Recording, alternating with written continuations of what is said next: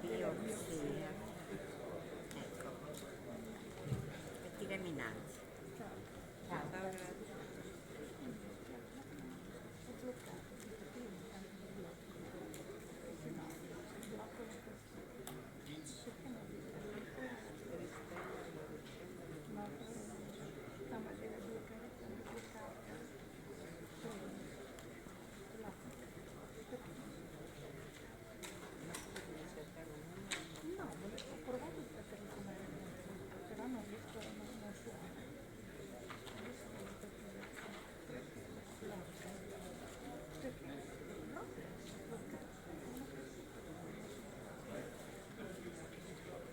Io l'ho fatto così perché tante volte poi non mi fa nella borsetta,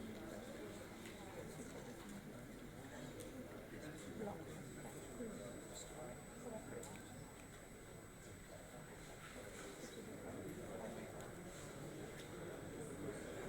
È lo stesso meccanismo per bloccare il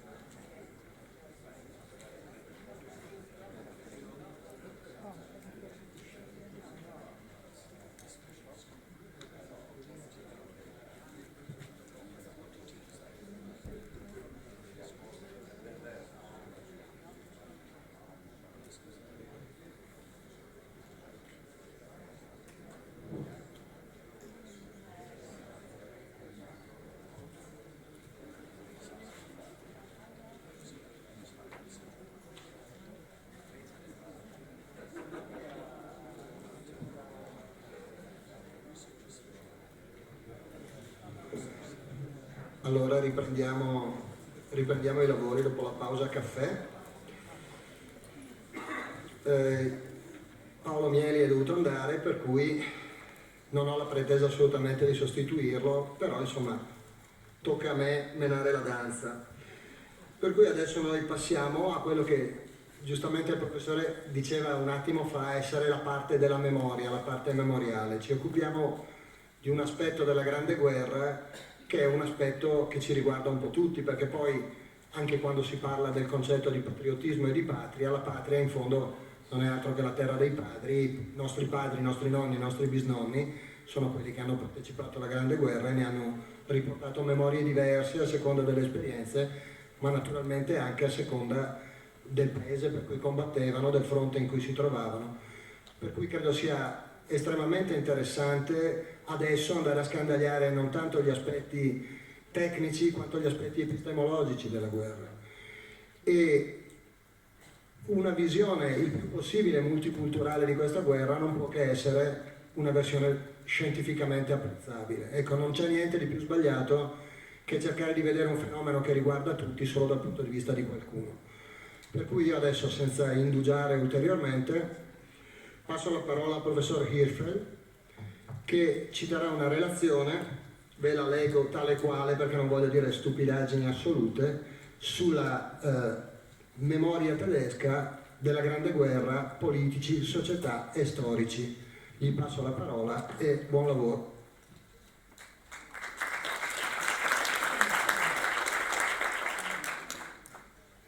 Thank you, Mr. Chairman.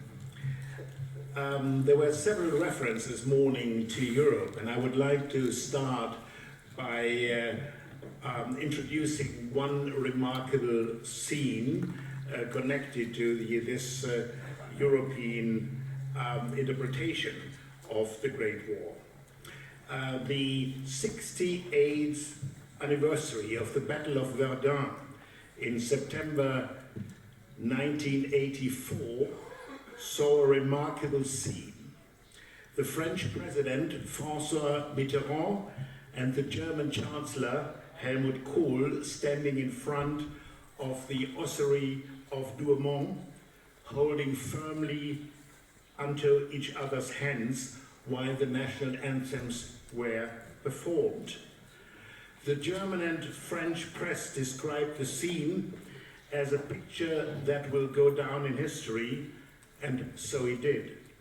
For a moment, it looked as if the old French Verdun myth of national reconciliation over war, or over war graves, had been given a fresh life. But the cause was a little more complex. The impressive gesture, mano a mano, by two leading European statesmen. It is still not known if the holding of hands was carefully orchestrated or spontaneously. This impressive gesture was as much about the past war as about present European politics. The impending decision about a European Act as an important step on the way to a single European market, and the two politicians were signaling to their countries as well as to the world Franco-German cooperation and friendship that was born out of two terrible wars can also overcome the political obstacles on the road to European unity. So this gesture obviously had little to do with history, but a lot with politics. History and politics. Let us keep this distinction in mind when asking how the First World War was memorized and remembered in Germany between 1914 and today. Memorization of the First World War already began during the war, at a time when battles were still fought and the industrialized mass war had turned into a human slaughterhouse. Every day, everywhere, portrayals, chronicles, and documentations of the war were compiled and published, dedicated to a war which contemporaries, almost right from the beginning, tended to regard as great. The initial aim for those writers and editors of war histories was to document the great and impressive time for their contemporaries as well as for posterity, with no clear distinction between documentation and propaganda. Collecting and documenting war accounts and memorabilia was understood to be part of a future memorization and historiography of the World War. The great public interest produced, beside countless illustrated stories and other patriotic accounts, also ambitious and often quite sophisticated collection of documents and records. In Germany, one of the most captivating war books was Philipp Wittkopf's publication of Kriegsbriefe gefallener Studenten, War Letters of Fallen Soldiers, first published in 1916 as student war letters. Praised by pacifists and militarists likewise, Professor Wittkopf's anthology of war letters was reprinted during and after the war, though each time with a slightly different introduction and translated into many languages. Soon after the war broke out, public libraries and archives, but also some private and rather prosperous citizens, among them a number of entrepreneurs, started special war collections, assembling trend journals, official posters, private photos, postcards, letters to and from the fronts, as well as of the home front, thus allowing the entire nation to participate in the collective war effort. Special war exhibitions also became an integral part of the Great War. Most exhibitions in public museums corresponded with the course of the war. In the beginning, these exhibitions predicted, of course, an all-out German victory, visualized by display of enemy flags and banners, conquered pieces of artillery and other military trophies.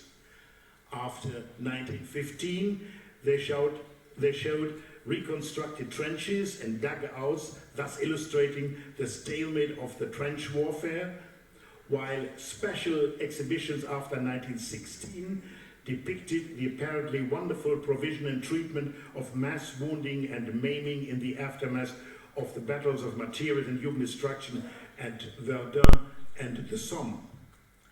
Though these generally temporary exhibitions try to strengthen public confidence by propagating the abilities and skills of the medical profession and the mastery of war injuries for instance by demonstrating the art and versatility of artificial limbs.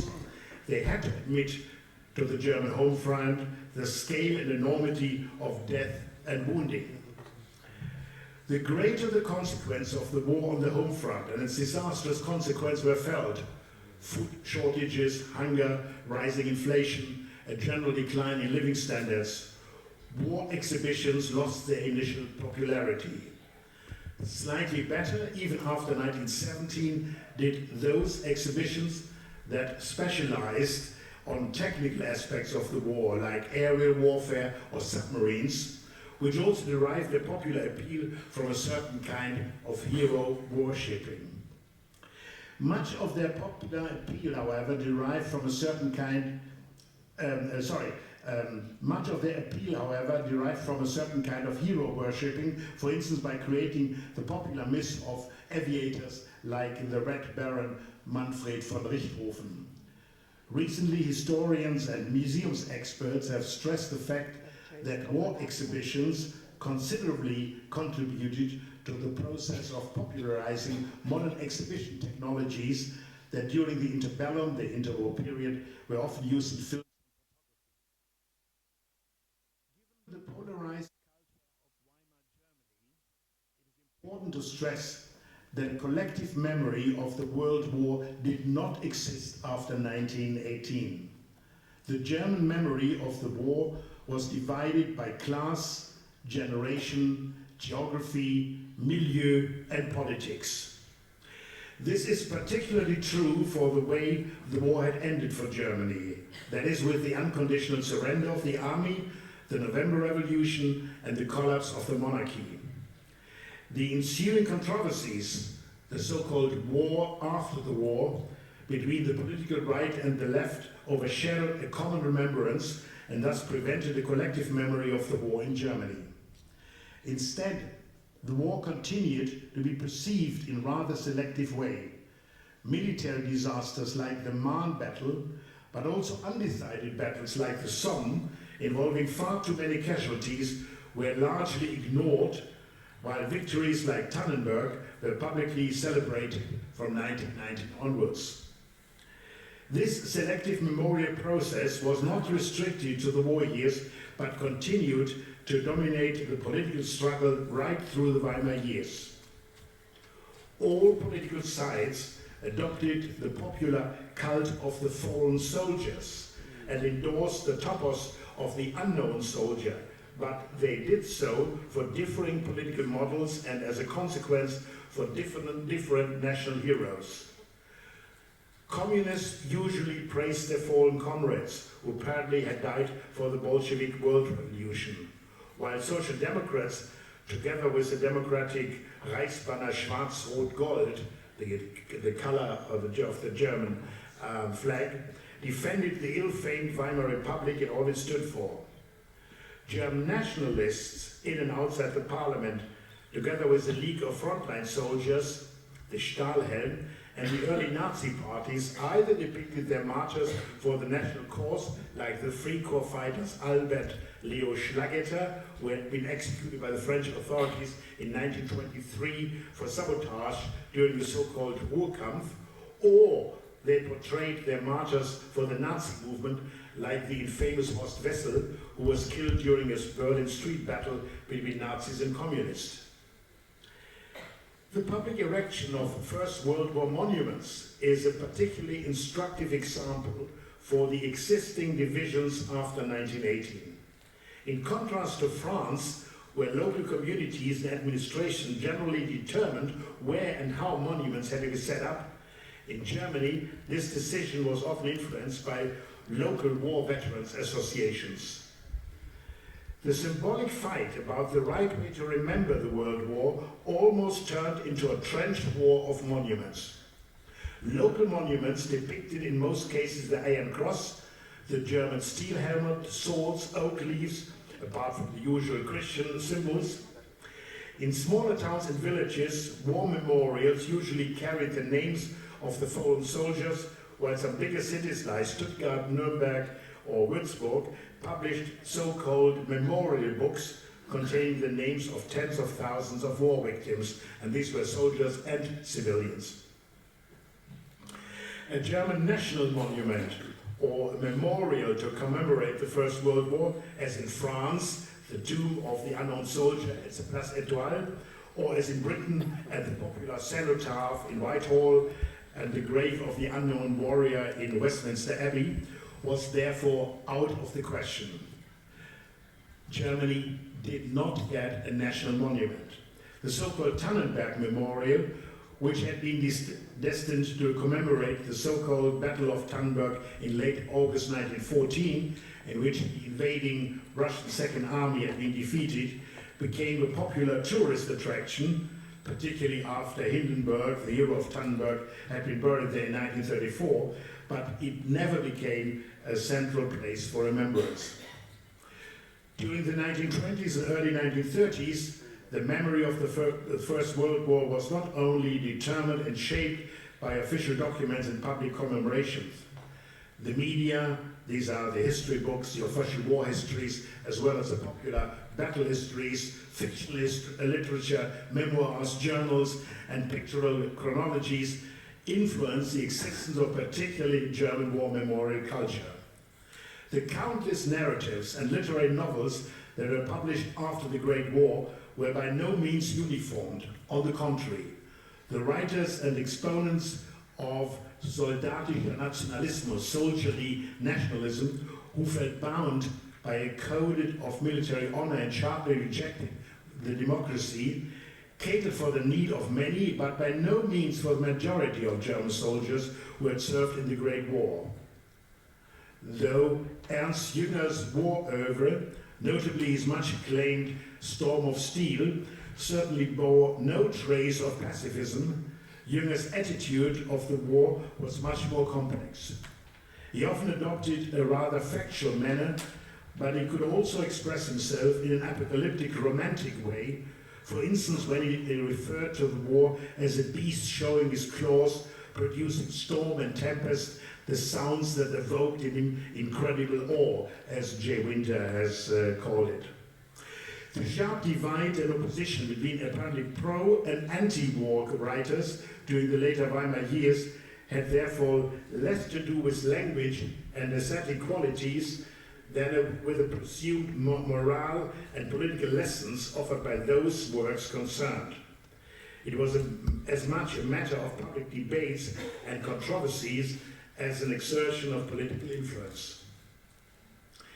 While the majority of German museums, noticeably the famous Berlin Zeughaus unter den Linden that formerly housed the armory of the Prussian kings, continued to portray a martial, militaristic picture of the Great War, a small museum in Berlin tried to present a very different view.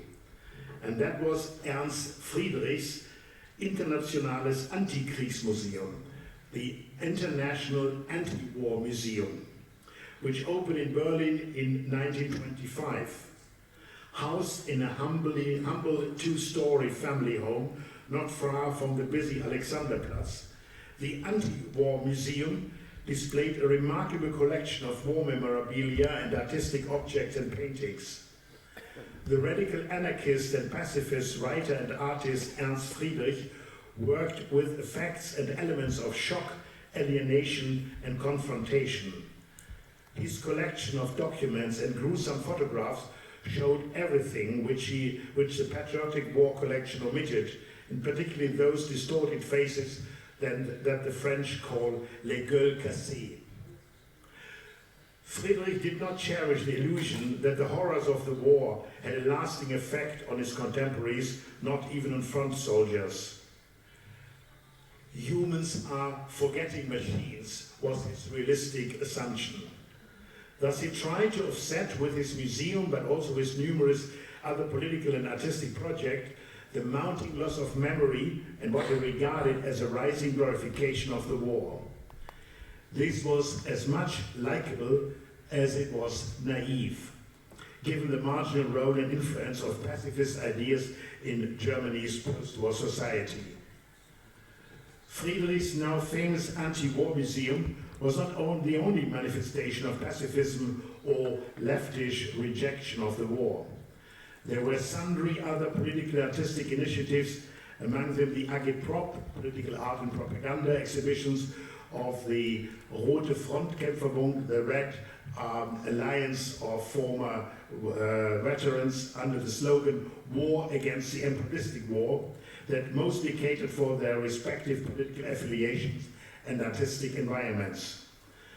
The majority of them clearly belonged to the outsiders of the Republic, as the art historian Peter Gay has coined them, who, despite their relative political insignificance, managed to contribute effectively to what is now being generally recognized and appreciated as Weimar modernity.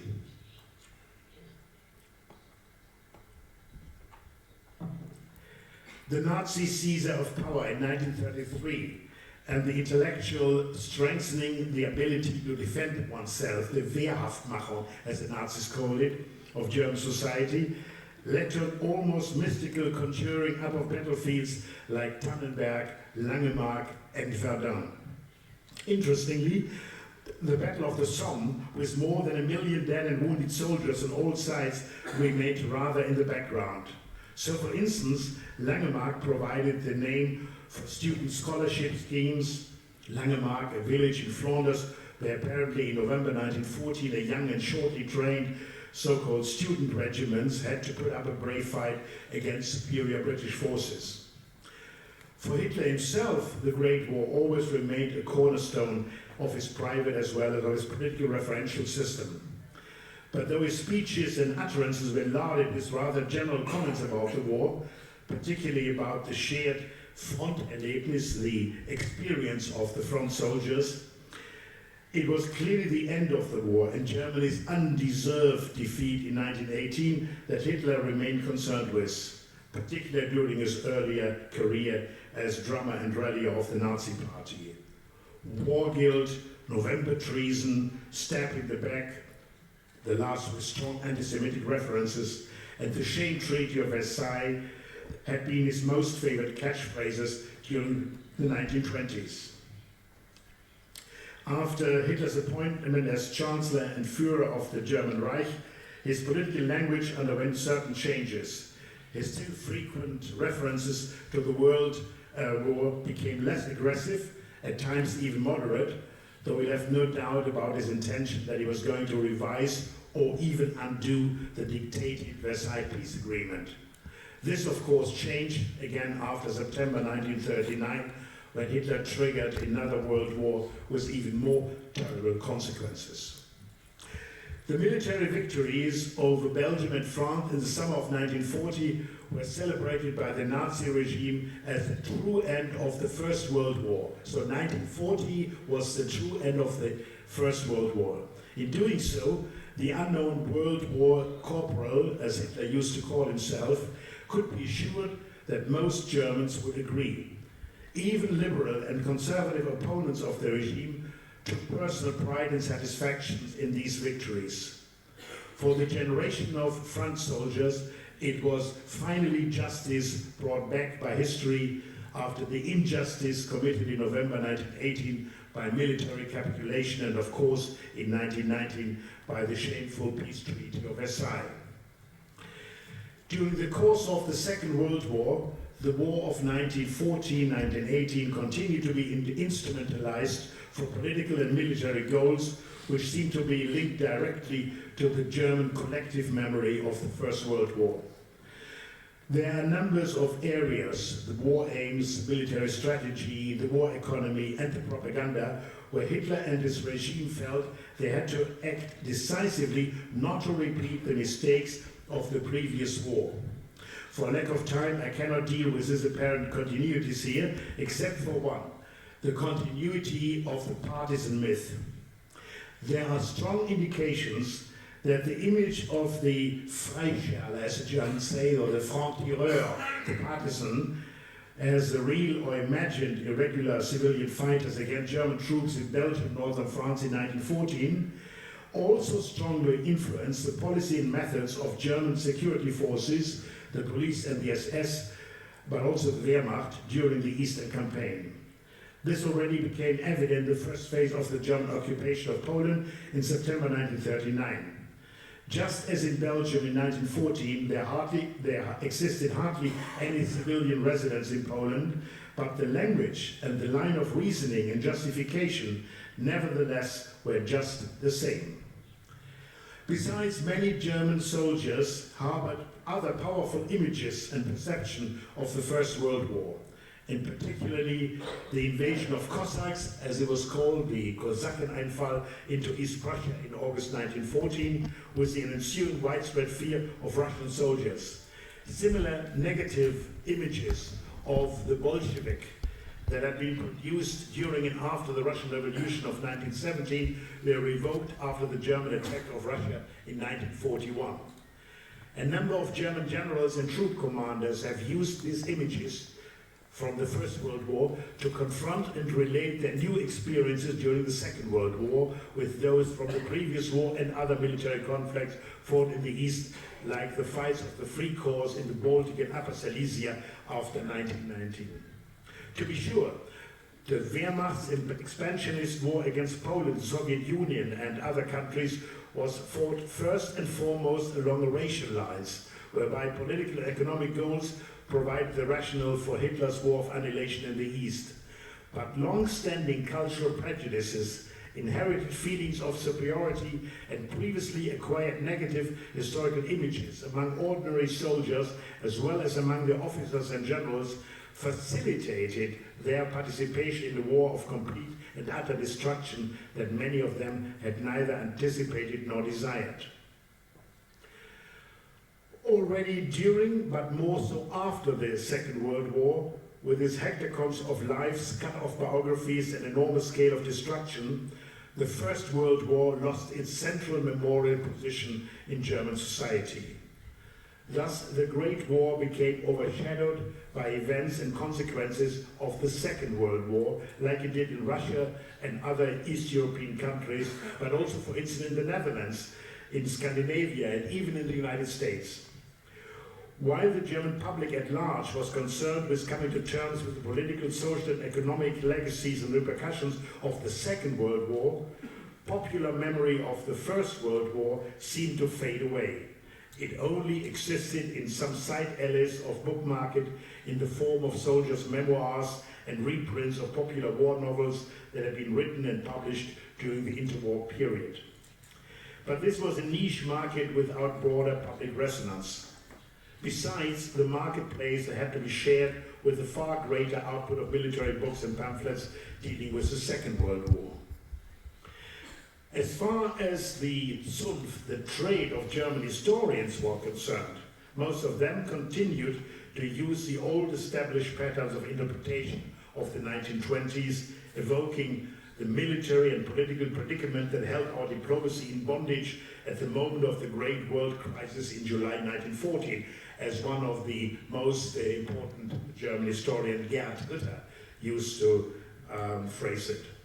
Hardly any serious research was undertaken in the first period after the Second World War, and this was regarded not to be essential. It was precisely this ostensible scholarly arrogance and obvious complacency which led to the strong scholarly reaction to Fritz Fischer's interpretation and assessment of the overwhelming responsibility of the Kaiserreich for the outbreak of the First World War that the Hamburg historian presented to the public in 1961. The Fischer controversy became the first German Historikerstreit, the Battle of Historians, in Germany's post-war history. Its repercussion reached far beyond the academic world of historians, irritating and mobilizing large segments of the conservative milieu in Germany. The doyen of the German historians, Gerd Ritter, therefore not only expressed the opinion of his learned colleagues when he excused Fritz Fischer that his work lacked, and I quote Ritter, lacked any scholarly and political responsibility. Not only scholarly, but political responsibility. But it was too late. With his pioneering studies, Fritz Fischer had started a new and intensive debate about the causes and responsibilities at the beginning of the First World War. Fischer's thesis and conclusions are by now no longer a challenge for Germany's professional historians. In some respects, and in the light of more and detailed research, they are even misleading. But at that time, Fischer's works and those of his Hamburg students had helped to overcome the old-style national historiography and create the basis for a new and inspiring view of the German Kaiserreich and the history of the Great War.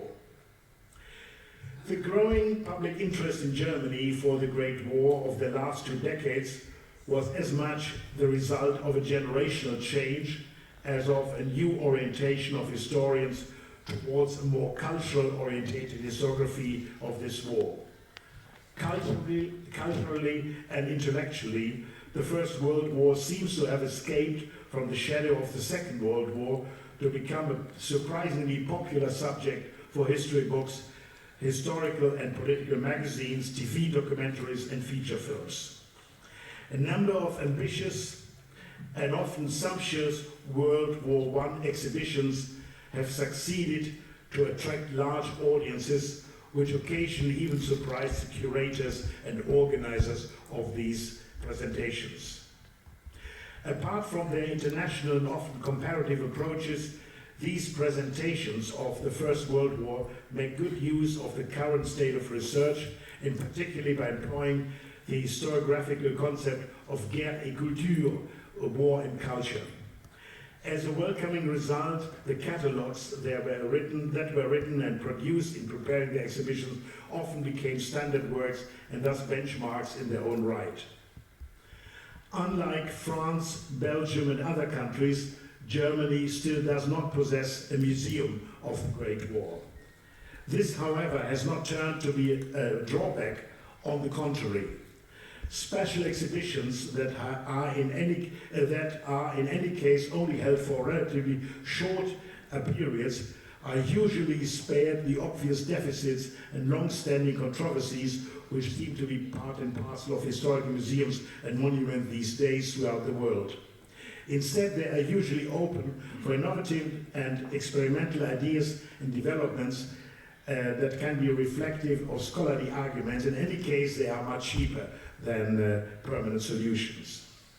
The 1914 centenary this year, with an abundance of local and regional activities, documentation, exhibitions, public lectures and readings, and the publication of more than 180 World War I books in Germany alone.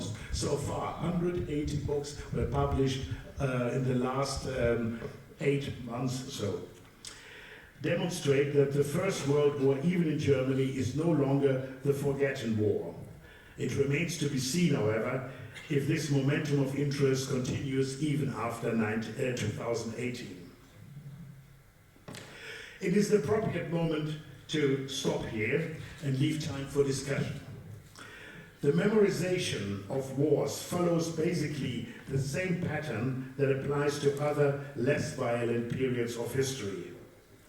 According to the by now well-known theoretical distinction suggested by Jan and Alida Assmann, drawing upon Maurice Halbwach's theory of collective memory, between a cultural memory as a long-term storage of knowledge and tradition, and communicative memory shared by 3 consecutive generations, Assmann speaks of up to 80 years, the First World War clearly belongs by now to the first category, so to the cultural memory.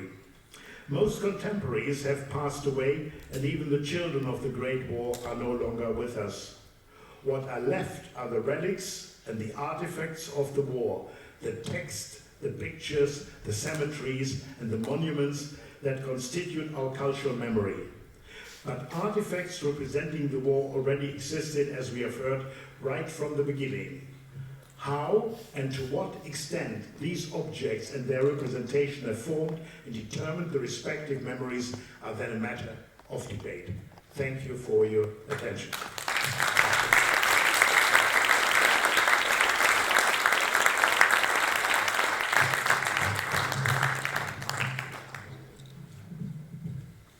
Devo dire che il professor Riffeld ha detto talmente tante cose, talmente tanto interessanti, che ci sarebbe da rifletterci per qualche anno, specie se uno è dotato di un cervello molto limitato come il mio, la carne al fuoco è veramente tanta.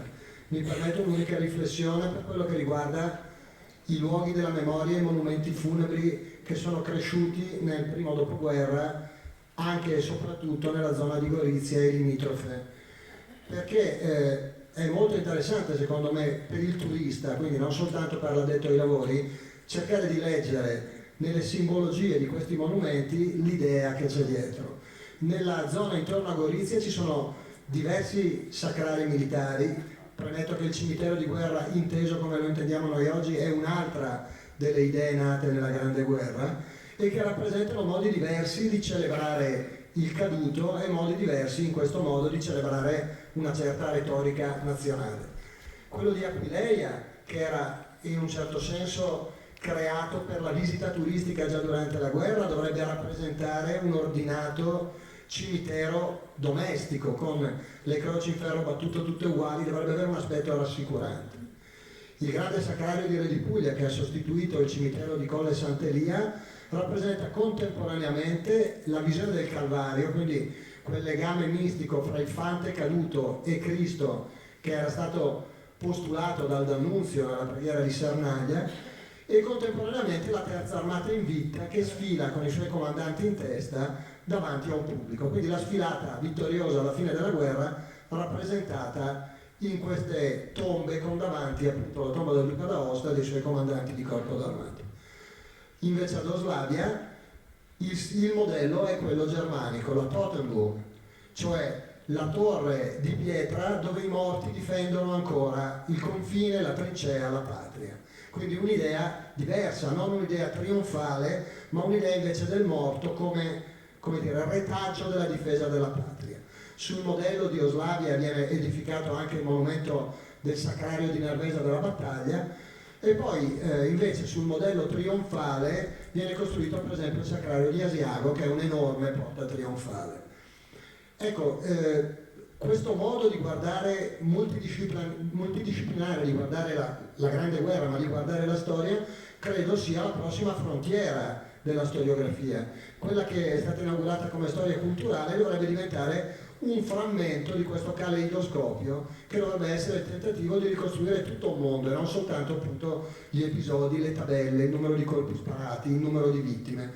Per questo motivo io credo e ringrazio anzi tutti quanti coloro che sono intervenuti e che interverranno a questo convegno, credo che sia importante proprio cercare di sviscerare gli aspetti che forse sono meno evidenti della guerra, ma che sono forse quelli che invece poi in profondità noi abbiamo conservato quasi geneticamente da quella guerra. Per cui anche il visitare il sacrario di Re di Puglia può essere un'operazione profondamente utile dal punto di vista appunto epistemologico. Ma adesso io mi levo gli occhiali perché sennò, scusate, sono come un poveraccio qualsiasi, eccolo qui, e passo invece la parola al professor Mile Belayat, che ci parla dell'impatto della Prima Guerra Mondiale sulla mentalità degli ufficiali nelle questioni balcaniche prima, durante e dopo la Seconda Guerra Mondiale. Mi permetto soltanto una piccola nota di servizio. Siccome forse io durante la relazione del professore mi dovrò assentare 10 minuti, invito il mio capo supremo nonché maestro Virgilio Ilari a prendere il mio posto, così vi accorgerete immediatamente se apre bocca della differenza che c'è fra il maestro e l'allievo. Grazie, passo la parola al professor Bedi.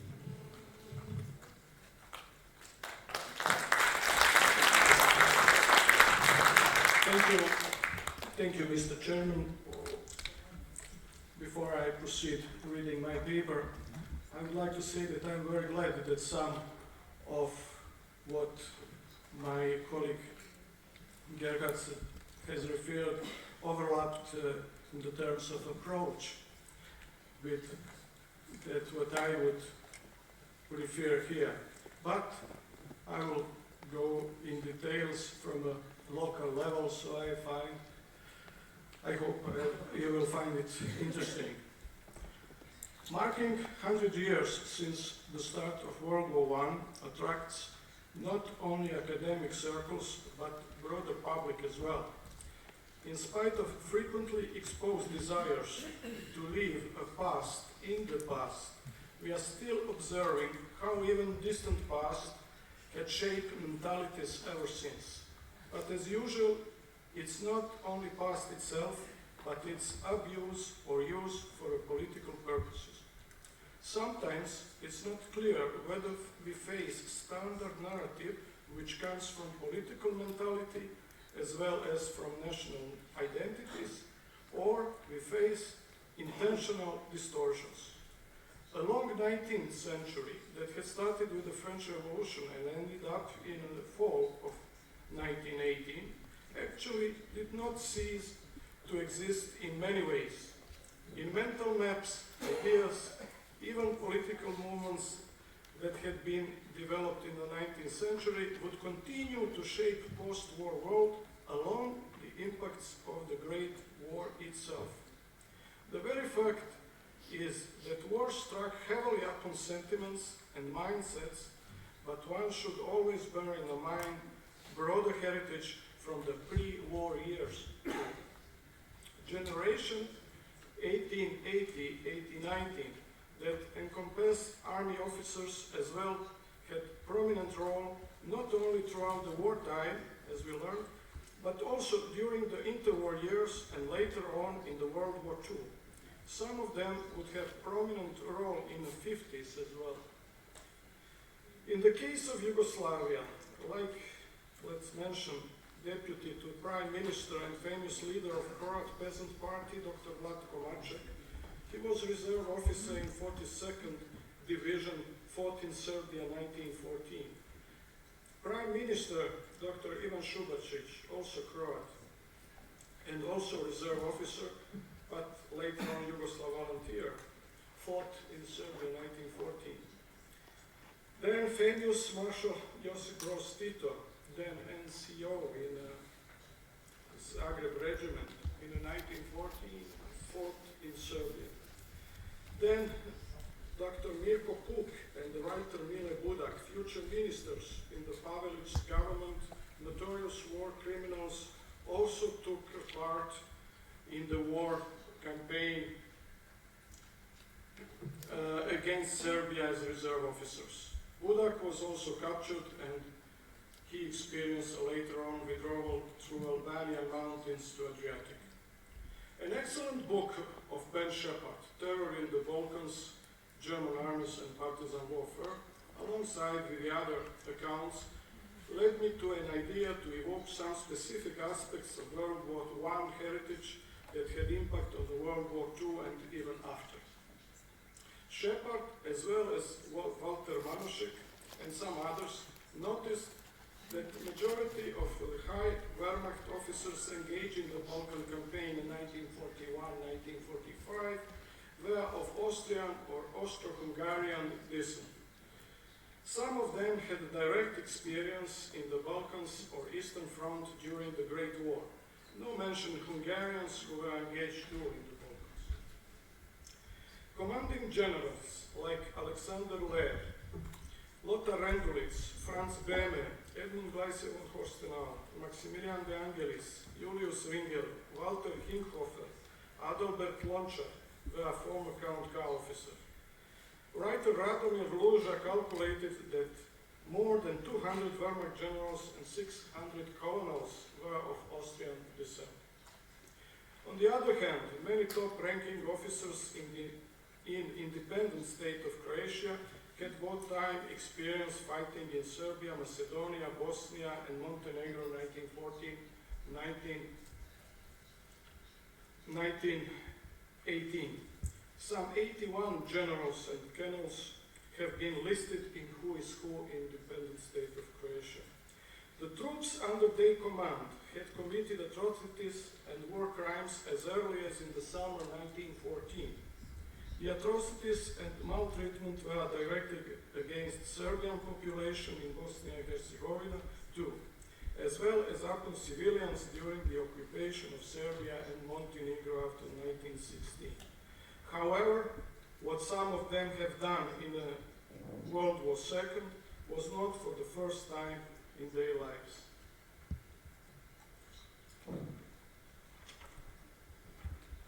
those in a Wehrmacht or Croatian army had in common was ruthless attitude towards not only armed insurgents, but civilian population as well. Why? What drove them to adopt such a pattern? That practice brought them ultimately before the Nuremberg court or before the courts in former Yugoslavia. One should question, as our colleagues already have done, their wartime experience of 1914 up to 1918 and frustrations caused by losing war, by losing their country, and, if you like, their identity. On the other hand, they were influenced by experience in the new successor states that was not satisfied, at least for some of them. However, some additional questions deserve to be addressed too. On the first place, how Austria-Hungary in the long period of time had prepared minds of its officer corps and public opinion for the future war campaign. At some extent, one must take into account how Germany had developed anti-Slavic bias on her part. On the part of Austria-Hungary, one could turn to István Deák's. I show you cover of that book on a PowerPoint presentation. István Deák's classic account for the purpose called Beyond Nationalism, History of Habsburg Officer Corps since 1848 up to 1918. Our colleagues came to conclusion that World War I had not only personal impact on individuals, but also have been used as a symbol for justification of the most severe measures that had been applied in the Balkans later on. The reprisals that were carried out by the troops were exceptional, even by Nazi standards, in the scale of indiscriminate butchery. Shepard finds that the words of Commanding General Franz Behme demonstrate it very clearly. You can see on the screen. Your objective is to be achieved in a land where, in 1914, streams of German blood flowed because of the treachery of the serfs, men and women. You are the evangelists of those dead. A deterring example must be established for all of Serbia, one that will have the heaviest impact on the entire population. Anyone who carries out his duty in a lenient manner will be called to account, regardless of rank or position, and tried by a military court. It was almost similar to the order issued by Commanding General of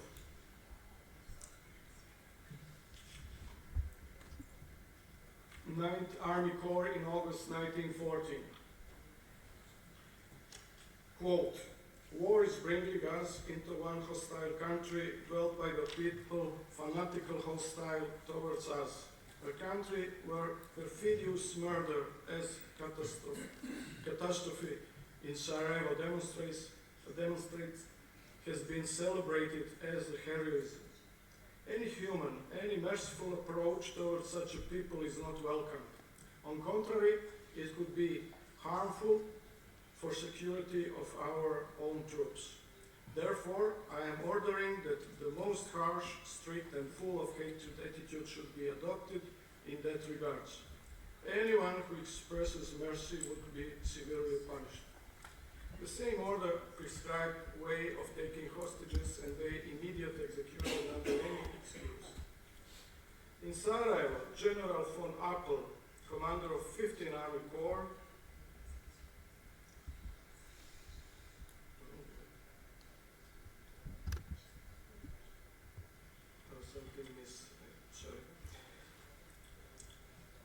also issued instruction that actually envisaged violation of humanitarian war law. Quote, we not only have to win here, but also shatter and destroy Serbo-Montenegrin army. This is the carrier of Russian ideas and propaganda. Above all, we must thoroughly win them of the megalomania and arrogance. I have forbidden my officers under pain of punishment with loss of honor to treat with the Serbian officers on an equal footing if they are captured. they are to be treated like common soldiers. End of the quote. One can notice that what General Beme said in 1941, driven by his experience in World War I, is a similar what his predecessor in Belgium, General von Galwitz, influenced by experience of 1870, ordered to his troops in August 1914. Quote, an example has to be made.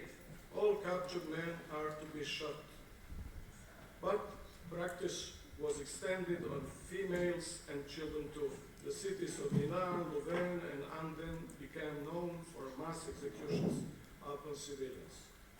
However, the atrocities committed during the first weeks of 1914 campaign in Serbia did not help at all. All three Austrian and Austro-Hungarian attempts to vanquish Serbia in August, in September, and November were humiliatingly routed by the Serbian army. Almost 60,000 were taken as prisoners of war.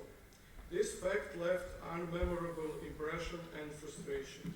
After Serbian disaster in the late 1915, the Serbs left their territory but also took away tens of thousands Austrian and German prisoners of war with them through Albanian and Montenegrin icy mountains.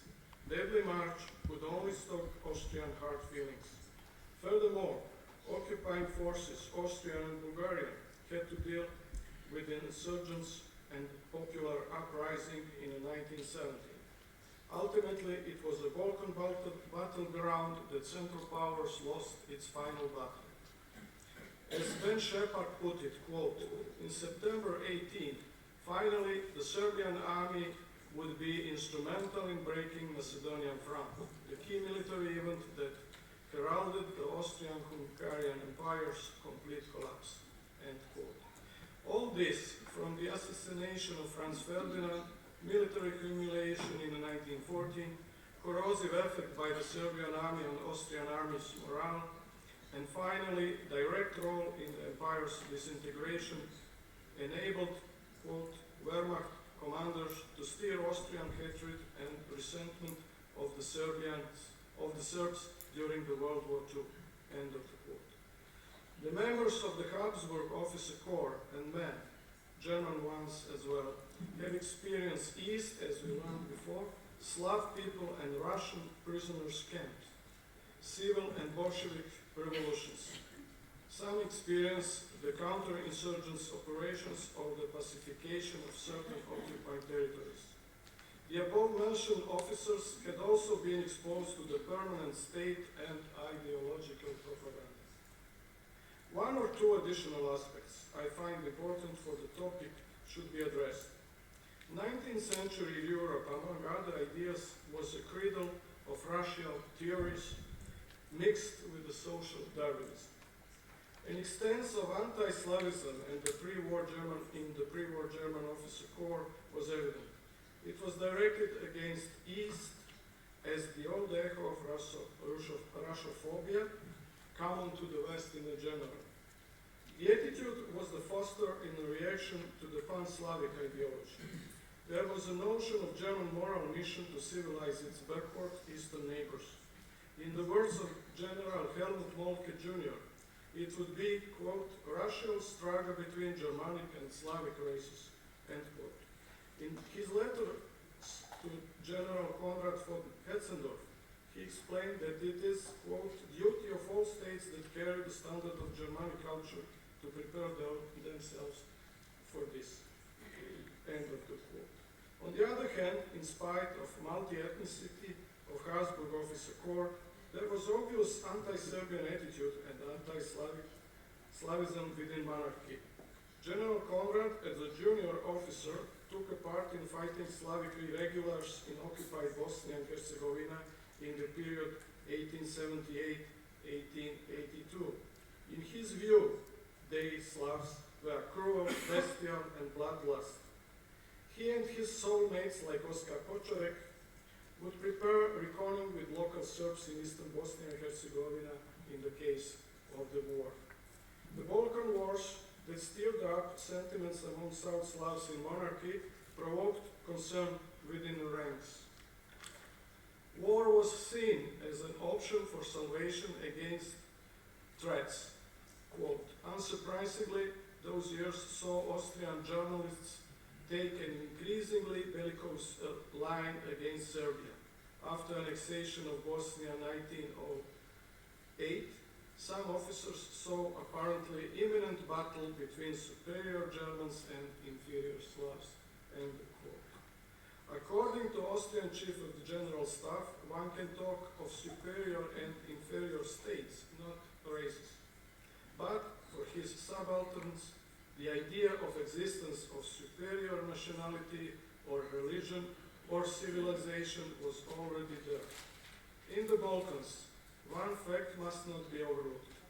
Certain fraction among Count K officers of the Croat descent was at the time affiliated with the ideas of the Pew Party of the Right, popularly known as a Frankist, after their former leader, Joseph Frank. The party was loyal to the Habsburgs, but highly anti-Serb, anti-Semitic, and anti-Yugoslav oriented.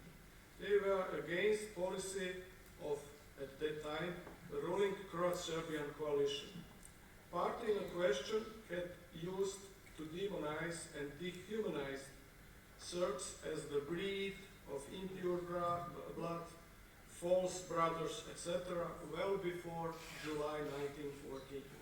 After assassination in Sarajevo, they stirred up anti-Serb emotions in public and among the ranks. Marshal Josip Broz Tito, mentioned as NCO at the time in 25th Zagreb Infantry Regiment, later recalled that his battalion commander Slavko Štancer and his platoon leader Ivan Tomašević, future generals in independent state of Croatia, did not hide their hate against the Serbs. The generation of 1880 and 1890 would carry on its heritage that encompassed not only above listed experience but a lot more. On the first place, it was home front or inner front. In many aspects, the rule of law had deteriorated in their homeland. Many became deserters. The values that active officer corps was standing for have been abandoned daily, as well as the beloved discipline and order. They knew how families suffered at home, as well as their handicapped brothers in arms. In 1918, many officers turned to the new National Liberation Corps, even some film loyalists. The fate of former Habsburg officers in successor states, inclusive those in the newly created kingdom of Serbs, Croats, and Slovenes, have been already discussed in historiography. But there are some differences in approach to that topic as well as in the final conclusions. Before I proceed with exposing distinctions or differences, I would like to turn your attention to one, the glimpse minor but very important notion. The Yugoslav crisis in the 90s has instigated a new reassessment, or rather rewriting on many aspects of 20th century Balkan history. One who deals with the topic for decades now could easily recognize different trends. Sometimes one's oblivion, unpleasant but accurate history has emerged from the new historical accounts. Sometimes, unfortunately, new accounts give legitimacy for once produced biases or simply political or wartime propaganda. The discussion on the outbreak of the World War I and its roots could supply examples in both above-mentioned approaches. The previous notion could be addressed to the accounts that recently have tackled the issue of the former Count K officers in former Yugoslavia. The creation of the joint army in the kingdom of SCS was one of the utmost sensitive at the time. There were two principal reasons. First, army had to represent in the eyes of all citizens their national force. And on the other hand, army badly needs to remain and to improve its effectiveness, since for the country many challenges were still ahead. The army's leadership was fully aware of both tasks. Since the country adopted reconciliation pattern, the compromises were inevitable. Despite some claims in older pre-1990s accounts and some newly adopted firm conclusion on former officers' fate, namely that Habsburg officers were neglected and humiliated in the Yugoslav army, or that, quote, Croats were systematically hounded out of the army, end of the quote. Quote, statistics suggested more profound conclusions. As you see on the screen, some 2,600 had enrolled into the new officer corps and constituted at most 37% out of total. In 1924, they formed 4% among the generals and admirals, and so on. You have a table, and I will skip reading that data. Just some adds. At the same years, Croats and Slovenes occupied 63% of all military attaché posts. The Croat, Colonel Vladimir Kalečak, was the head of military intelligence in 1940-41. Yes, the Serbs did dominate the Yugoslav army, particularly General Corps.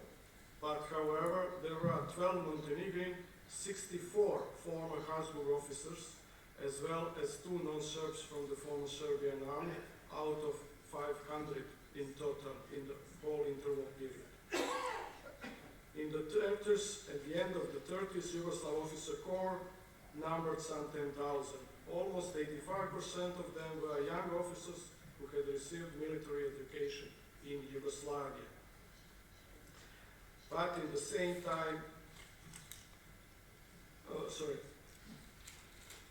at the time, only 1,000 officers remained in the ranks on duty, and as well as 1,775 from former Serbian wartime officers. Whereby the words of some historians, I quote, 1,775 former Serbian officers were hounded out the army, as well as 1,600 of former Crown officers.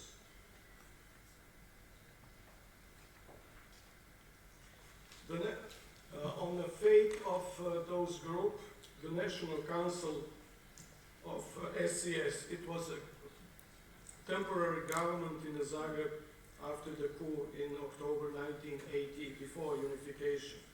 In order to protect new order, Council was eager to eliminate any possible resistance of clandestine activity. So many of the proven Frankists among officers were removed or being denied residence in their homeland. The council had removed some notorious like Slavko Štancer, who stood behind unrest of December 1918 in Zagreb. Finally, in December 1918, some weeks after unification, the National Council announced a long list of retired army personnel. Many were of the age even during the war, but some not. Among them, 31 generals, 74 colonels, and 21 lieutenant colonels, including Croats, Serbs, and the others. However, some remained, like Slavko Kvaternik and Ivan Verčević, prominent Frankists. They would quit army on their own. While it would be erroneous to claim that interethnic relations within the army do not pose any problems, especially among 2 branches of the officer corps, there is no reliable body of documentary evidence to suggest that Serbian leadership of the interwar Yugoslav army had chauvinistic or intentionally chauvinistic intentions towards the army's non-Serbs. A number of confidential recommendations and the others clearly show that the authors, war ministers, top army generals, and other officers were fully aware that the harmony within the army was a necessary precondition for a high combat moral and the loyalty to the state. The military top brass also understood that any dissatisfaction, even caused by no intention, would nourish anti-Serb and anti-Yugoslav sentiments both in the army and the whole society. That very trend could be traced since the moment when Yugoslav volunteers embarked at Salonika front coming from Russia in 1917. Then, Chief of the Staff General Petar Bojovic, in his order to all officers, emphasized importance of harmony, respect, tolerance, and brotherhood among Serbs and Yugoslavs. He particularly stressed that it was vital that Serbs of the Kingdom of Serbia do not attempt to dominate other Yugoslavs, not just in order to counter the enemy propaganda. The officers and NCO officers were ordered to avoid any actions that could offend pride and dignity of newcomers or cause suspicion among them. Those who disobeyed were to put under trial. His successors and ministers acted in the same mood. Some of them did not hesitate to punish high Serbian officers with distinguished merits if they acted wrongly or overreacted. Some historians do not want to respect such body of evidence. Instead, they put more trust in some private letter suitable only to describe personal perception or belief. In addition, they did not compare position or status of Serbian or Montenegrin officers or their families in the same time. The fact is that they shared actually the same fate. It took years for the Serbian warriors that had been retired before 1929 under unfavorable law to equalize their position and pensions with those who would be retired after 1929. The same goes for all those Slovenes, Croats, and Serbs from former Count K army. The same goes for the invalids, widows, or war orphans. One cannot neglect the fact that it was financial inability that influenced conditions, not someone's malicious will. My long-running experience in the field suggests that misunderstanding of the real nature of multi-ethnic relationship within ranks or troops was caused by the heat in political arena of the time. Some protagonists did not have in mind to improve conditions and consequently solidity of the state, but to compromise it in the eyes of the public or their respective nation. For that purpose, any claim, correct or incorrect, was welcome. Yugoslav army proved more tolerant and inclusive of the former enemy officers than the Italian army had been after unification in 1870, or Polish after 1918, or Bundeswehr in the case of reunited Germany, to take a more recent example. Thank you for your attention.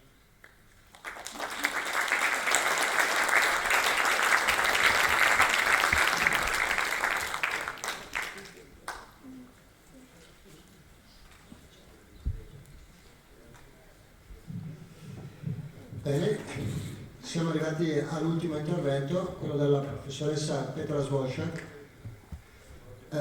Siamo un tantino in ritardo sulla tabella di marcia, me ne scuso, d'altra parte credo che si debba dare spazio a tutte le relazioni, quindi vi prego di pazientare, di essere gentili, d'altra parte siamo qui apposta per ascoltarle, quindi insomma. Ecco, io alla professoressa Svosciak mi limito a buttare lì una riflessione perché mi dà l'occasione di ricordare il libro di un grande storico che non c'è più e che è Antonio Sema. E nel suo libro Sema per primo tocca proprio l'argomento sloveni, i soldati sloveni all'interno dell'esercito austro-ungarico.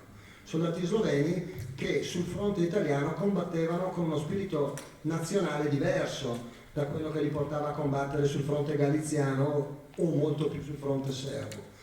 E quegli stessi soldati che venivano valutati dall'esercito austro-ungarico come truppe non sempre del tutto affidabili, sul fronte italiano invece si sono comportati con estremo valore. Nella battaglia dell'Ortigara è stata loro dedicata addirittura la dolina degli Sloveni ad indicarne insomma la tenuta straordinaria. E quindi credo che questo sia un aspetto importante, l'aspetto della spinta psicologica nazionale sia un aspetto importante. Non voglio naturalmente con questo condizionare minimamente la professoressa nella sua relazione, però era una cosa che a me interessava molto perché purtroppo sulla capacità bellica dei reggimenti si è sempre detto tutto il contrario di tutto e la valutazione variava molto da occasione a occasione, e credo che fare la storia soltanto appunto a tabelle senza tener conto anche di elementi morali, spirituali e psicologici sia una cosa che non porta molto lontano. Chiudo immediatamente e passo la parola alla professoressa. Thank you very much for this nice presentation. I would like firstly to thank the organizers for having invited me here, but I'm not really sure whether I fit in this really excellent World War I society or not. Let's try it. So, what shaped the Slovenian historical remembrance of the First World War? What were the agencies that directed the streams of the remembrance flow? The position of the Slovenes at the outbreak of the First World War was clear, yet also rather diversified in terms of military participation and especially as an overall Slovenian war experience after the opening of the battlefield between Italy and Austria-Hungary, which also passed through the Slovenian ethnic territory. The majority of Slovenes fought in the Austro-Hungarian army, and among the 1.2 million fallen Austro-Hungarian soldiers, there were between 35,000 and 40,000 Slovenian soldiers out of 1.4 million of the population, which was above the Austrian average. Some Slovenes were volunteers in the Serbian and Allied armies, and the Venetian Slovenes, who were the Italian citizens, fought in the Italian army, also against their Slovene compatriots from the Austrian side. Given the diversity of wartime and military engagements, the Slovenian experience of World War I reveals a multitude of effects that a war can have on a community and manners in which a community responds to it and constructs its memory thereof. The end of the war undermined the foundations of the centuries-long existence of the Slovenian provinces under the patronage of the Habsburg crown. The turning point in the Slovenian history of the 20th century was thus the year 1918, with the establishment of new Yugoslav state and the loss of a third of the Slovenian ethnic territory in the following 2 years, which also determined the historical remembrance. The year 1918 marked the beginning of the so-called Yugoslav century, and from the perspective of memorizing of history, including World War I, the ethnocentric model was introduced in the contrast with the Austro-Hungarian period and its idealistic concept of history and memory. Another important historical turning points were the Second World War and the Social Revolution that placed new demands in the context of historical remembrance, and the First World War lost its state-building importance. The historical remembrance in the first Yugoslavia state was put to a severe test, mostly by the very separating situation between winners and losers, who found themselves in the same state of South Slav nations. These relations between liberators, unifiers, and the liberated, unified, marked the course of historical remembrance of the Great War, as there was not possible to celebrate victory and defeat at the same time. The latter did not mark the Slovenian remembrance to the same extent as its influence the position of the Slovenian World War I experience in the state-building Yugoslav memorization of the Great War. The Yugoslav state's new historical conception and its World War I mythology referred to a minority of the Slovenes. This is, the Slovenian volunteers who had served in the Serbian or Allied army during the war and had fought for the Yugoslav state.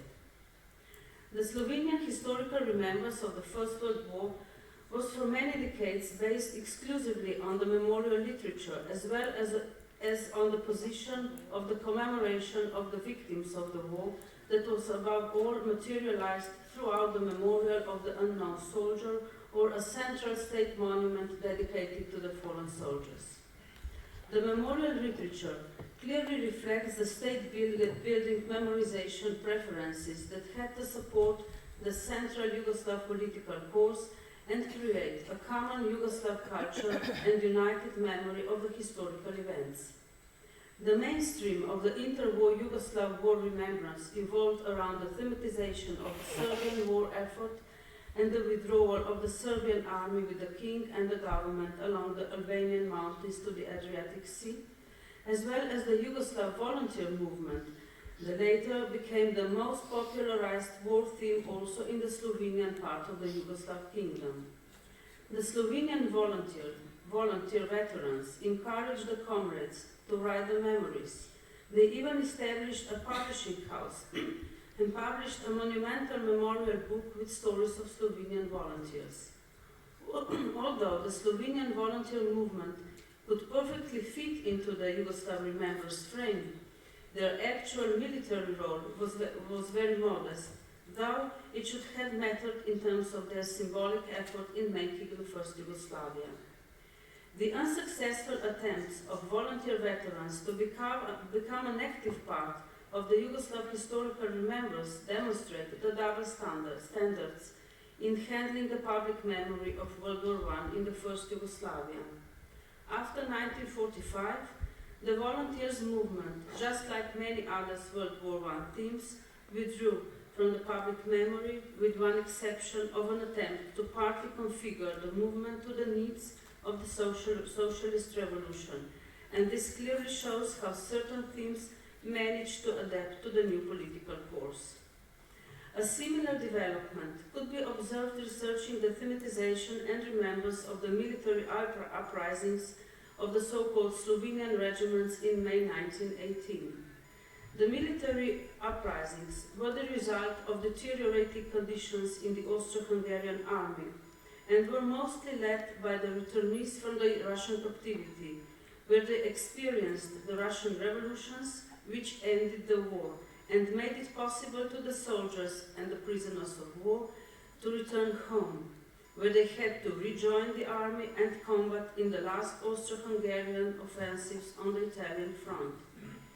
The idea of the end of the war was then associated to the Bolshevist propaganda and thus condemned by the Austrian authorities. The leaders of the uprisings were sentenced to death. The remembrance of the uprisings was interpreted in the first Yugoslavia as an important turning point in the movement toward the creation of the new state, as they aided to the disintegration of the Habsburg monarchy. After 1945, a special emphasis was put on the so-called Red Uprising of the Austro-Hungarian Marines in Boka Kotorska in January 1918, indeed influenced and organized by the Bolshevist ideas. In early 1960s, a Czech historian, Karel Pichlik, in a very thorough examination of the uprisings in the Austro-Hungarian army, focused on the revolutionary ideas associated particularly to the idea of ending the war by means of a revolutionary act as the central driving force of the leaders of the uprisings, as I said, all violently suppressed. The political use or abuse of the matter could thus be traced in official historiography of the Second Yugoslavia. In the 1920s and in the 1930s, a series of memoirs of war captivity was published, describing the turbulent and difficult captivity of Slovenian soldiers of Austro-Hungarian army in Russia. These are very vivid accounts of the PO's experience, and above all, they represent a virtual encyclopedic description and travel books of what they have lived, whom they met, the many different Russian people, languages, traditions, religions. Many POs returned from Russia after the war and were under suspicion of the Yugoslav and also Slovenian authorities because they returned from the revolutionary Bolshevik Russia, maybe also affected by Bolshevik ideology. Thus, their adaptation to a new political, social, even cultural environment was very difficult. A very interesting issue of the First World War Slovenian remembrance is represented by the memory of Socha or Izomco front, which was the result of the negotiations between Italy and the intent concluded with the London Treaty in April 1950, and the following following strategic decision of the Central Powers, strongly supported by the Field Marshal Svetozar Zarborović von Bojna as the commander of the 50th Army, to place the future front between former allies along the Alpine chain, the Socha River and the Karst Plateau. Although some of the most striking and powerful memories and newspaper articles on the Socha front had been published in the period of the First Yugoslavia, these had been just isolated occurrences without any public, even less official governmental interest. Why did the Slovenian front, or the Socha front, remain in the shadow of interwar Yugoslavia remembrance of the Great War, although the war on this front involved practically the whole Slovenian territory and turned upside down the everyday life of each and every inhabitant of the Slovenian lands? The Socha front was certainly not a Yugoslavia-making front, although there had been attempts to organize a volunteer movement in the Italian front as well, as it was mentioned before. The Yugoslav Committee decided to support the Yugoslav volunteers in the Serbian army because the Kingdom of Serbia did not want to compromise the relations with the new ally, Italy, although Italy was promised the Austro-Hungarian territories that could have become, and indeed had become, a part of the new Yugoslav state. This is the littoral inhabited by the Slovenes and Croats, a part of central Slovenian territory, and some Croat islands. The post-war fate of the above-mentioned territories, the Italian occupation immediately after the war and the annexation after the Treaty of Rapallo in 1920, laid a heavy burden on the memorization of the war on Socha, although the consequences, the devastation, had been seen and lived all over the territory of the former front.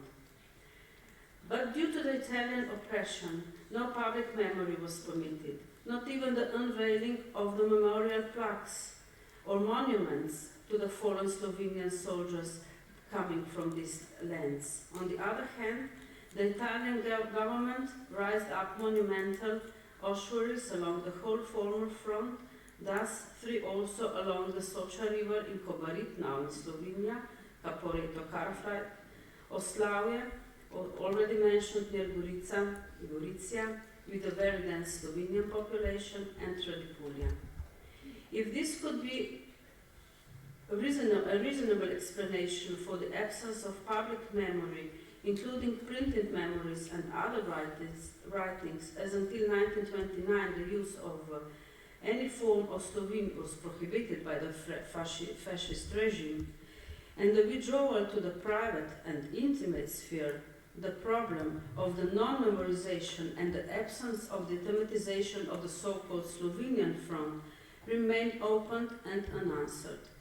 Not even the Slovenian veterans who fought on the Socha front wanted to write down their testimonies, and only after many decades, after 1980s, many memories have been issued, many written more from the point of view of a soldier than that of a Slovenian soldier fighting on the Socha front.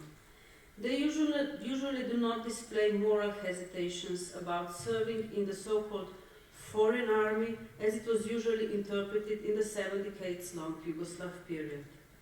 The Slovenian soldiers had performed their military duties, bearing in mind also the fact that they had defended their homeyards, with the exception of the desertion of a military unit of Lieutenant Ludovic Piuco to the Italian side, where he gathered the South Slav volunteers to fight against Austria-Hungary.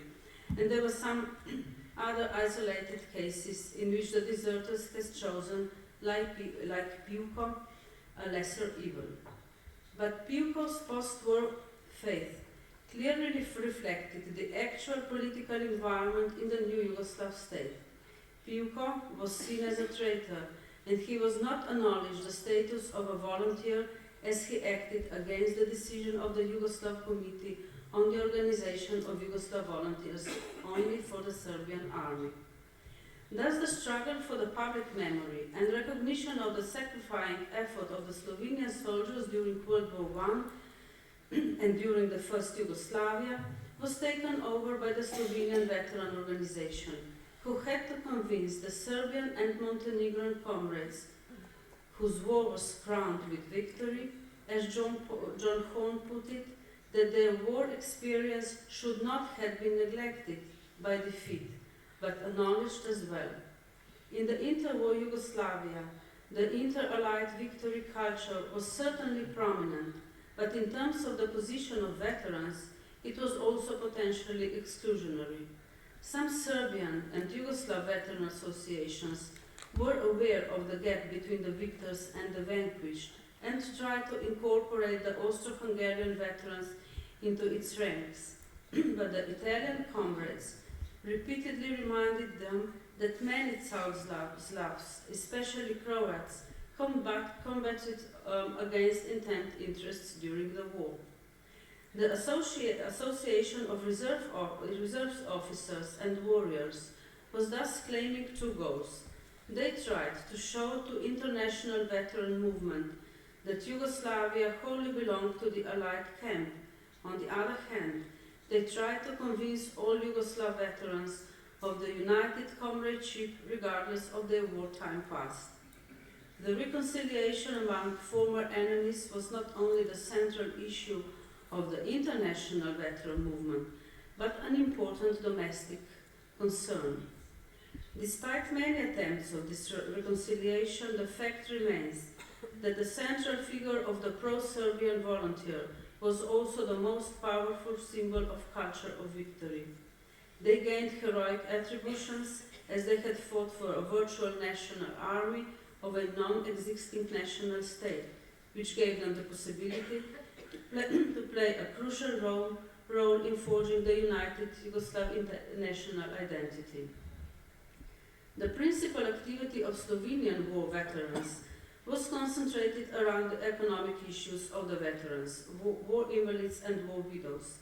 Their dedication to the memory of their fallen comrades resulted in more than 160 memorials and memorial plaques all over Slovenian territory, but they were unable to ensure a public commemorative place, a central Slovenian memorial or a monument to the unknown soldier, promoted and somehow adopted by the Slovenian political hierarchy, whose actual political powerlessness reflected also in inability to provide the necessary funds for such a monument.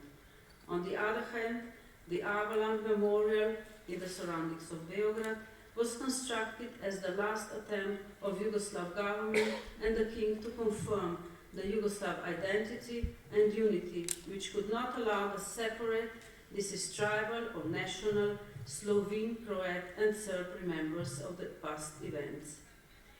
The end of the Second World War and the creation of socialist Yugoslavia altered the Slovenian as well as Yugoslav narration of the First World War events and processes. Although the themes had not changed, the social revolution brought new perspectives. The social revolutionary elements were introduced in the historical narrative practices, but what is most important, the First World War became a second-class remembrance theme, which did not fit well neither in the concept of supranational martyrdom of the partisan liberation movement during World War II, nor in the concept of brotherhood and unity of the post-Second World War socialist Yugoslavia. Only after 1980s, a new and awakened public interest in World War I caused an increasing interest, producing many war memories, exhibitions, private museums, and a systematic and modern historical research. The central theme of the historical remembrance became the Socha Front, also by establishing the first Slovenian Museum of World War I in Kobarid. For some time, the memory of Socha Front somehow colonized the Slovenian remembrance of the Great War, as the average Slovenian associates the Great War with the Socha Front, thus neglecting a very important and devastating war year for the Slovenian war experience. Anyway, the decades-long Slovenian oblivion of the First World War came to an end quite simultaneously with the democratic changes at the Slovenian independence, which could be a mere coincidence. But the fact is that the historical remembrance on the Great War was getting more introverted on one hand, but also thematically very diversified and contextualized in a wider European perspective.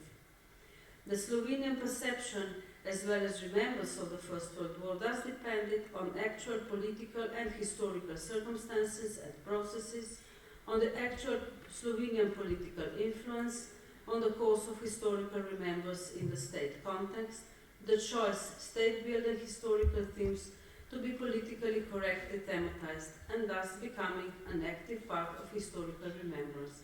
Thank you very much.